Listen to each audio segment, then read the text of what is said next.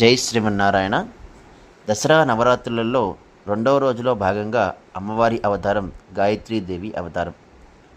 గాయత్రీదేవి ఒక ప్రముఖ దేవత మరియు మంత్రశక్తి స్వరూపిగా భారత సంస్కృతిలో ప్రాముఖ్యత పొందిన దేవతగా మారింది.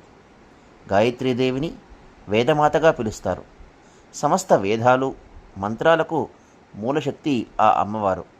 5 ముఖాలతో ముక్త, విద్రుమ, హేమ, నీల, ధవళ వర్ణాలతో ప్రకాశిస్తూ ఉంటుంది.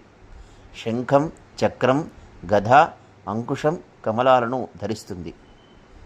ఓం భూర్భువస్సువః తత్సత్ వితుర్వరేణ్యం భర్గో దేవస్య ధీమహి ధియో యో నః ప్రచోదయాత్.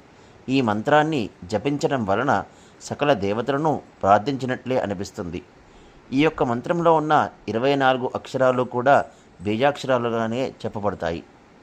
గాయత్రీదేవిని ప్రాతకాలంలో గాయత్రిగా, మధ్యాహ్నంలో సావిత్రిగా, సంధ్యాకాలంలో సరస్వతిగా పూజిస్తారు.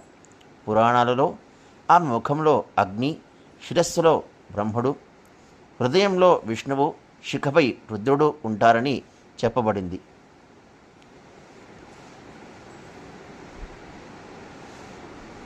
అన్నింటి మంత్రాలకు మూలశక్తిగా ప్రథమంగా ఆరాధించవలసిన దేవతగా పురాణ సాహిత్యం ఈ యొక్క గాయత్రీదేవిని పేర్కొంటుంది.